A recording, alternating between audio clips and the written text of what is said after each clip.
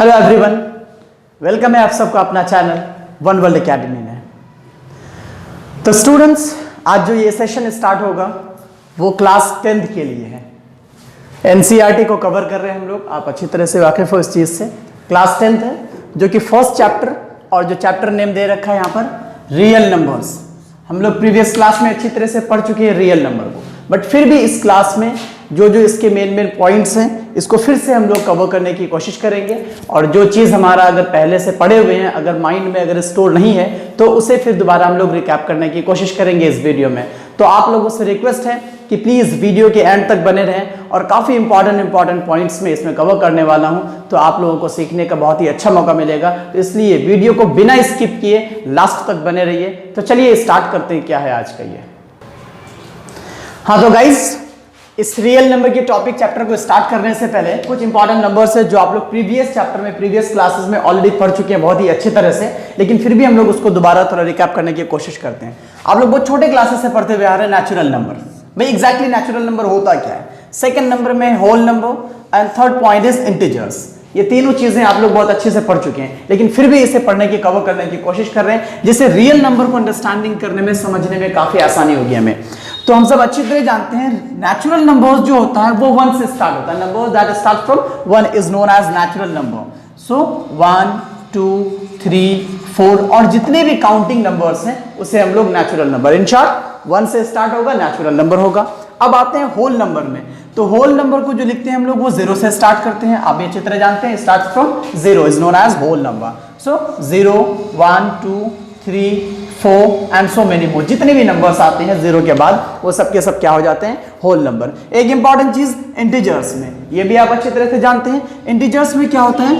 Positive number, negative number और उसके साथ 0, ये सब के सब तीनों के तीनों नंबर किस में आ जाते हैं? आपका इंटीजर्स में आ जाता है। Positive number in the sense जो 1 2 3 4 जो नॉर्मली काउंटिंग नंबर्स होता है, इसे हम लोग क्या बोलते हैं? Positive number.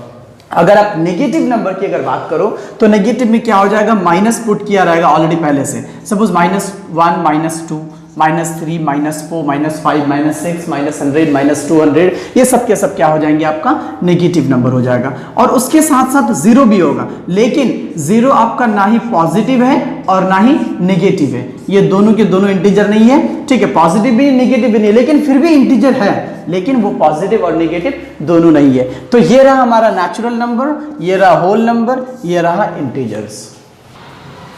हाँ तो गाइस, अगला पॉइंट हम लोग देख पा रहे हैं यहाँ पर फ्रैक्शंस। अब फ्रैक्शन बहुत ही छोटे क्लास अगर बात करें तो 3rd 4th स्टैंडर्ड से फ्रैक्शन हमारा स्टार्ट हो जाता है। अगर उसका शॉर्ट डेफिनेशन, अगर छोटे क्लासेस का अगर डेफिनेशन लिया जाए तो वो कुछ इस तरह लिखते हैं, a part of a whole, a part of a whole is known as fraction. ठीक है, या नहीं तो a number which can be written in the form of p upon q is known as fraction, where p and q are integers and q is not equal to 0, तो उसे भी हम लोग क्या बोलते हैं? फ्रैक्शन बोलते हैं। कि ऐसा नंबर होना चाहिए जिसे हम लोग p अपन q के रूप में क्या कर सकते हैं? इस फॉर्म में क्या कर सकते हैं? लिख सकते हैं। तो ये हमारा फ्रैक्शन हो जाएगा। और वहीं पे p और q जो होगा वो हमारा इंटीजर बनेगा। क्या बनेगा? इंटीजर। तो इंटीजर कोई भी हो सकता है, पॉजिटिव भी हो सकता है और नेगेटिव भी हो सकता है। ठीक है, तो p और q अपना क्या होगा यहाँ पर? इंटीजर्स होना है, लेकिन वहीं पे q आपका 0 के इक्वल में नहीं होना चाहिए। अगर q 0 रहेगा तो फिर वो फ्रैक्शन नहीं बनेगा। तो अगर एग्जांपल के तौर पे अगर फ्रैक्शन का लिया जाए तो वो हाफ समझ लीजिए 1/2 हो जाएगा, 2/4 हो जाएगा, 7/6 हो जाने, -13/-12 हो जाएगा, -11/6 हो जाएगा। तो इस तरह के जितने नंबर्स आता है वो सब के सबको क्या बोलते हैं? हम लोग फ्रैक्शन बोलते हैं। क्या बोलते हैं? फ्रैक्शन। हाँ तो गाइज, अब नेक्स्ट पॉइंट देखते हैं हम लोग का डेसिमल नंबर्स। ये भी आप अच्छी तरह से जानते हैं। तो डेसिमल नंबर को हम लोग कैसे रिप्रेजेंट करते हैं? सपोज अगर कुछ लिखने का इस तरह के फॉर्म में होता है 2.25 0.076, ठीक है, इस तरह के कोई भी पार्ट्स को हम लोग लिखते हैं तो ये डेसिमल नंबर्स कहलाता है। ठीक है, लेकिन ये कब आता है? जब फ्रैक्शन को तोड़ते हैं। जब फ्रैक्शन को क्या करते हैं? तोड़ते हैं, तो ये डेसिमल पार्ट बन जाता है। फिर डेसिमल को हम लोग फिर रिफॉर्म करते हैं तो फिर वो फ्रैक्शन बन जाता है। सपोज अगर ये 1/2 की बात करें तो ये 1/2 क्या है? हमारा फ्रैक्शन है। क्या है? फ्रैक्शन, जब इसे अगर तोड़ना करेंगे, अगर तोड़ने की कोशिश करेंगे, डिवाइड करेंगे तो पॉइंट आके 0 लाएंगे, 5 2 10 हो जाएगा, ठीक है, माइनस करेंगे खत्म।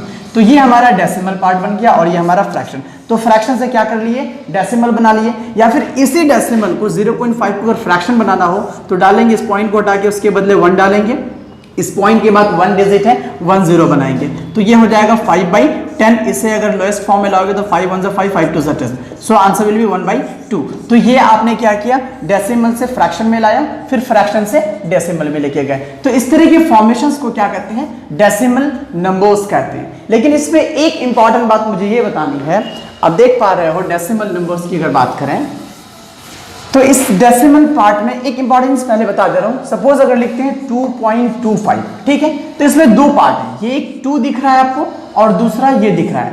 तो इस 2 को पॉइंट से जो लेफ्ट साइड रह रहा है उसे होल पार्ट कहते हैं। क्या कहते हैं, होल पार्ट। आप याद रखोगे या फिर आपको पता भी होगा। और इस पार्ट को बोलते हैं डेसिमल पार्ट। क्या बोलते हैं, डेसिमल पार्ट। तो ये आपको याद रखना है, whole part and the decimal part. अब इसमें एक चीज याद ये रखना है कि डेसिमल नंबर्स जो होता है उससे फर्दर वो 2 टाइप्स में क्या होता है, 2 टाइप्स में क्लासिफाई होता है, 2 टाइप्स में उसे बांट दिया जाता है। जैसे कि डेसिमल एक हो जाता है टर्मिनेटिंग, जो आप क्लास 9th में अच्छी तरह से पढ़ चुके हैं। टर्मिनेटिंग एक होता है नॉन टर्मिनेटिंग, नॉन टर्मिनेटिंग, ठीक है। अब टर्मिनेटिंग और नॉन टर्मिनेटिंग में डिफरेंट क्या है, एक चीज और, अगर टर्मिनेटिंग को देखें तो ये यहीं एंड हो जाता है। टर्मिनेटिंग तब बोलेंगे जब फ्रैक्शंस, जब डिवाइड किया जाता है, फ्रैक्शंस को डिवाइड करते हैं किसी दो नंबर्स को, तो वो डिवाइड होते हुए सपोज बात करें 2/25/2 ले लेते हैं, ठीक है, इसको डिवाइड करें। 2 1 2 माइनस करेंगे 4 आएगा, 2 2 4, ठीक है, माइनस करेंगे 1, नहीं कट रहा है, पॉइंट डाल के 0 करेंगे, 2 5 10, ठीक है। तो इसका आंसर क्या आ गया, 12.5। ये यहां पे एंड हो चुका, ये क्या हो गया, एंड हो गया। तो ये जो आएगा 12.5 ये आपका टर्मिनेटिंग में होगा, बिकॉज ये लास्ट में आकर के क्या हो चुका है, एंड हो चुका है। तो इस तरह के डेसिमल्स को क्या बोलते हैं, टर्मिनेटिंग बोलते हैं। लेकिन जब हम लोग नॉन टर्मिनेटिंग की बात करते हैं तो नॉन टर्मिनेटिंग फर्दर वो आगे जाके क्या होता है, 2 टाइप्स में फिर ये क्लासीफाई हो जाता है। एक हो जाता है रिकरिंग, रिकरिंग बोलते हैं इसे, ठीक है। एक दूसरा होता है नॉन रिकरिंग, ठीक है। रिकरिंग में क्या होता है कि रिकरिंग को आप दूसरा वर्ड रिपीटिंग भी कह सकते हो, ठीक है, रिपीटिंग इन द सेंस कि बार बार रिपीट होना। और नॉन रिकरिंग क्या हो जाएगा, ये दोबारा रिपीट नहीं हो सकता। तो अब रिपीटिंग इन द सेंस कि जब किसी भी डिजिट्स को हम लोग डिवाइड करते हैं, सपोज 10/3 लिख रहे हैं, ये रिकरिंग है, 10/3 लिखते हैं, इसको डिवाइड करते हैं, 3 3 9, माइनस करेंगे 1, पॉइंट देखिए 0, 3 3 9, माइनस करेंगे 1, फिर 0 आएगा, 3 3 9। पता ये चल रहा है कि ये कंटिन्यूअसली आपका बढ़ रहा है और इधर भी इसका वैल्यू जो है, कोशेंट भी आपका कंटिन्यूअसली क्या कर रहा है, बढ़ रहा है। तो ये क्या हो रहा है, बार बार रिपीट हो रहा है, बार बार रिपीट हो रहा है। तो 3.33 को रिप्रेजेंट करने की अगर जरूरत पड़े तो उसे आप क्या कर सकते हो, 0.3 डाल के इसके ऊपर बार चढ़ा दो, ये आपका किस में आ जाएगा, रिकरिंग में आ जाएगा, ठीक है।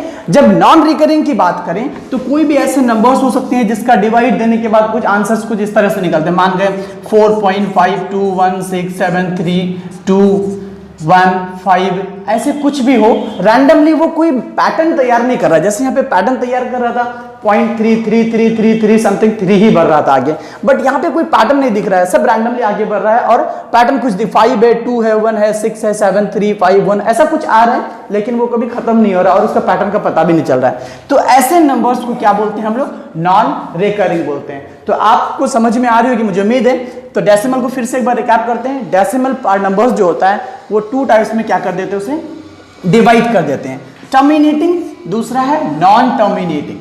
टर्मिनेटिंग में क्या हो जाएगा आपका, जब भी कोशेंट निकलेगा तो उसका जो रिमाइंडर एंड हो जाएगा, कहीं ना कहीं जाकर के वो एंड हो जाएगा और फाइनली उसका कोशेंट का पता चल जाएगा, तो हमारा क्या हो जाएगा, टर्मिनेटिंग। लेकिन नॉन टर्मिनेटिंग जो है आगे चल के वो 2 टाइप्स में क्या हो रहा है, क्लासिफाई हो रहा है। First is recurring and second one is non recurring. Recurring को रिपीटिंग भी कह सकते हैं, बार बार रिपीट होना, जैसा कि मैंने अभी आप लोगों को बताया। डिवाइड देने के बाद देख रहे थे आप 0.333 आगे बढ़ रहा था, ठीक है। तो उसे सिंपल अगर रिप्रेजेंट करना हो तो 3 पे बार लगा करके आप रिप्रेजेंट कर सकते हैं। बट नॉन रिकरिंग में क्या होता है कि इसका कोई पैटर्न, फाइनली पैटर्न पता नहीं चलता, जिस वजह से हम लोग यहाँ पे फाइनली बार नहीं लगा सकते हैं। तो बार लगाने का और भी कई तरीके हैं, मान ले 0.75 75 75 इस तरह भी होगा, तो 0.75 पे आप बार लगा सकते हो। अगर 2 डिजिट हो, 3 डिजिट हो तो 0.382 हो रहा है तो फिर 382 होगा, फिर 382 होगा, तो उस कंडीशन में भी 0.382 पे भी आप बार लगा सकते हो फाइनली। लेकिन यहाँ पे तो पता चल रहा है ना, एक पैटर्न यहाँ बना, सेकंड पैटर्न, थर्ड पैटर्न पता चल रहा है, बट इसमें ऐसा कुछ नहीं है। तो इस तरह के डेसिमल्स को क्या बोलते हैं? नॉन रिकरिंग बोलते हैं। हाँ तो गाइज अगला पॉइंट देखते हैं। हम लोगों ने अभी अच्छे से रीड किया टर्मिनेटिंग के बारे में, रिकरिंग के बारे में और नॉन रिकरिंग के बारे में, ठीक है। तो एक बात इसमें याद रखना है कि जब टर्मिनेटिंग की बात करें और रिकरिंग की बात करें तो इन दोनों को यूज करके आप क्या बना सकते हो? रेशनल नंबर का फॉर्मेशन कर सकते हैं। रेशनल नंबर का भी डेफिनेशन आप लोग अच्छी तरह से पढ़ चुके प्रीवियस क्लास में, ठीक है। लेकिन मैं फिर से भी बताने की कोशिश करूंगा, लेकिन थोड़ा आप वेट करें। तो आप क्या करोगे? टर्मिनेटिंग और रिकरिंग नंबर से आप रेशनल नंबर का फॉर्मेशन कर सकते हैं, लेकिन वहीं पे आप नॉन रिकरिंग नंबर से रेशनल नंबर आप कभी बना नहीं सकते हैं, ठीक है। तो इससे जो नंबर का फॉर्मेशन होगा वो नंबर आपका बनेगा इरेशनल नंबर, जो आप अच्छी तरह से पढ़ चुके हैं। Irrational number, rational and irrational number. तो रेशनल नंबर आपका टर्मिनेटिंग और रिकरिंग से ही बनेगा, और इरेशनल नंबर जो बनेगा वो रिकरिंग नंबर से ही बनेगा। तो देखते हैं रेशनल और इरेशनल नंबर का जो डेफिनेशन बनता है वो क्या बनता है, उसको देखने की कोशिश करते हैं। हाँ तो गाइस देखते हैं रेशनल और इरेशनल का डेफिनेशन क्या हो रखा है। आप लोग ऑलरेडी पढ़ चुके हो, अच्छी तरह से जानते हैं। A number which can be written in the form of P upon Q। A number which can be written in the form of P upon Q, मतलब P by Q के रूप में आप जिसको लिखोगे, जिसके फॉर्म में लिखोगे, लेकिन P और Q क्या होना चाहिए? आपका इंटीजर्स होना चाहिए, चाहे पॉजिटिव नेगेटिव जो भी हो, लेकिन इंटीजर होना चाहिए हर हाल में। And Q is not equal to 0, और Q जो है वो 0 के इक्वल में नहीं होना चाहिए। इस तरह के फॉर्मेशंस को, इस तरह के नंबर के फॉर्म को क्या कहते हैं? Rational number. एज एग्जाम्पल में थोड़ा सा लिख रखा है, जो कि 4/5, 3/6, 2/8 मैंने यहां लिखा, ठीक है। बट इसको मैं अभी तुरंत प्रूफ करके दिखा रहा हूं कि ये टर्मिनेटिंग और रिकरिंग है या नहीं है, ठीक है। तो आगे चलते हैं इरेशनल नंबर में। इसका भी डेफिनेशन कुछ सेम है। A number which can not be written, देख सकते हो, can be written and can not be written in the form of P upon Q। ऐसा नंबर होना चाहिए जिसे P upon Q के रूप में हम लोग क्या नहीं कर सकते हैं, उसे लिख नहीं सकते हैं, और जहां पे P और Q क्या हो? आपका इंटीजर हो और Q 0 के इक्वल में ना हो। तो आप एग्जाम्पल के तौर पे मैं यहाँ पे कुछ डिफरेंट टाइप से लिख रखा हूं, जो आप लोगों को थोड़ा सा टेंशन लगेगा, थोड़ा लगेगा भाई ये क्या चीज लिखा हुआ है। क्या लिख रहा है एग्जाम्पल? मैंने √2 लिख रखा है, √3 लिख रखा है, और मैंने पाई लिख रखा है। तो अब दोनों एग्जाम्पल को मैं आप लोग को प्रूफ करके दिखाता हूं कि ये कैसे रेशनल नंबर का फॉर्मेशन कर रहा है और ये कैसे इरेशनल नंबर का फॉर्मेशन कर रहा है। हाँ तो गाइस अभी मैंने जो एग्जांपल लिया था रेशनल नंबर का 4/5, 3/6, 2/8, तो आप जरा देखोगे 4/5 को जब आप डिवाइड करोगे, इसका जब अगर आप आंसर निकालने की कोशिश करोगे तो सिर्फ और सिर्फ 0.8 ही आएगा। क्या आएगा? 0.8। तो ये आपका क्या हो गया? टर्मिनेटिंग हो गया, जो कि रेशनल नंबर टर्मिनेटिंग बना है। तो यही टर्मिनेटिंग आपका क्या बन सकता है? Rational number easily. उसी तरह 3/6 को जब डिवाइड दिया तो आंसर 0.5 निकला। उसी तरह 2/8 को जब डिवाइड दिया तो 0.25 निकला। तो ये रेशनल नंबर जब टर्मिनेटिंग होगा तो डेफिनेटली ये टर्मिनेटिंग क्या हो सकता है? रेशनल हो सकता है। अब आ जाते हैं थोड़ा इरेशनल में। √2, जब √2 का वैल्यू निकालोगे आप तो उसका वैल्यू कुछ इस तरह से निकलेगा 1.41421। ये 3 पॉइंट्स जो है ये एंड सो मिलीमोल का सिंबल है। कहने का मकसद ये है कि ये रुक नहीं रहा है, ये उसी तरह कंटिन्यूअसली आगे बढ़ रहा है, ठीक है। अब सेम थिंग √3 की अगर बात करें तो इसका वैल्यू 1.732050 एंड सो मेनी मोर, मतलब ये आगे बढ़ रहा है, ये बंदा रुका नहीं है, ठीक है।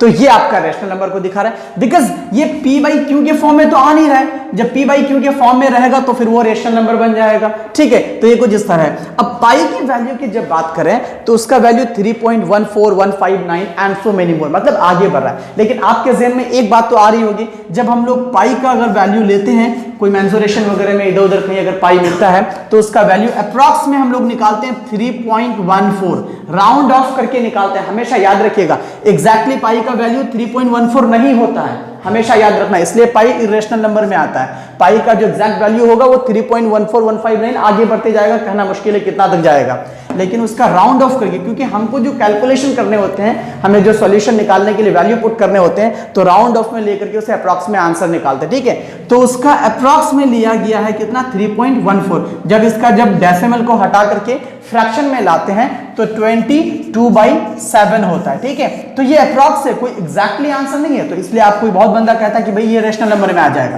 तो ये रेशनल नंबर में नहीं आता, एक्चुअली ये अप्रॉक्स में दिया हुआ है, कोई एग्जैक्टली वैल्यू नहीं है। तो ये रहा इरेशनल नंबर और ये रहा आपका रेशनल नंबर। मुझे उम्मीद है कि आप लोगों को समझ में आ गया। अब फाइनली हम आते हैं अपने चैप्टर का जो रियल पोजीशन है वहां पर, कि रियल नंबर अब एग्जैक्टली क्या होगा। तो अब देखते हैं रियल नंबर को। हाँ तो गाइस, मैं आप लोगों की आसानी के लिए एक माइंड मैप तैयार करने की कोशिश की है। अब उस माइंड मैप को आप आसानी से समझिए, प्लीज जरा गौर कीजिएगा। मैंने क्या, बस मैंने इंडिकेशन लिखा है कि किस डिजिट से, किस लेटर से उसे इंडिकेट करते हैं नंबर्स को, तो मैंने सिर्फ वही लिखा है। देखो मैंने सबसे अंदर नेचुरल नंबर को लिखा है, नेचुरल नंबर को एन से डिनोट करते हैं, तो मैंने नेचुरल नंबर को, इससे आगे मैंने क्या किया, होल नंबर लिखा, बिकॉज ये 1 से स्टार्ट होता है, होल नंबर 0 से स्टार्ट हो रहा है, तो इसके ऊपर होल नंबर लिया। फिर जब होल नंबर से आगे बढ़ेंगे तो नेचुरल और होल मिल करके आपका क्या बनाता है, इंटीजर्स बनाता है, जो कि इंटीजर्स को हम लोग z से क्या करते हैं, डिनोट करते हैं, जो पॉजिटिव भी होता है, नेगेटिव भी होता है और 0 भी होता है। और जब इंटीजर्स के बाद इससे हम लोग रेशनल नंबर का क्या करते हैं, फॉर्मेशन करते हैं। रेशनल नंबर को i से डिनोट करते हैं, ठीक है, आपको अच्छे से पता है, ठीक है। तो रेशनल नंबर्स आपका इंटीजर्स, ये सब के सब नंबर मिलकर के आपका क्या बनाता है, रेशनल नंबर। लेकिन अनफॉर्चुनेटली क्या कहा जाए, बेचारे इर्रेशनल नंबर इस कैटेगरी से बाहर रहता है, ठीक है। तो इर्रेशनल नंबर को मैंने वहां से बाहर निकाल दिया, नेचुरल से होल, होल से z यानी इंटीजर्स, फिर इंटीजर से रेशनल नंबर, और यहां पे बाहर में ये बना गया आपका इर्रेशनल। अब ये सब नंबर का जो ग्रुप बनता है, रेशनल हुआ, इर्रेशनल हुआ, इंटीजर हुआ, होल हुआ और नेचुरल, ये सब को एक जगह मिक्स करके क्या कहते हैं, रियल नंबर कहते हैं। आपको आ गई होगी समझ में मेरे ख्याल से।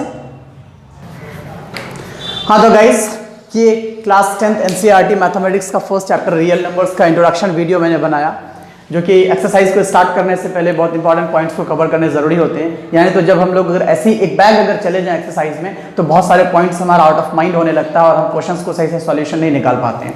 तो यही वजह थी कि मैंने एक इंट्रोडक्शन वीडियो आप लोगों के लिए बनाया।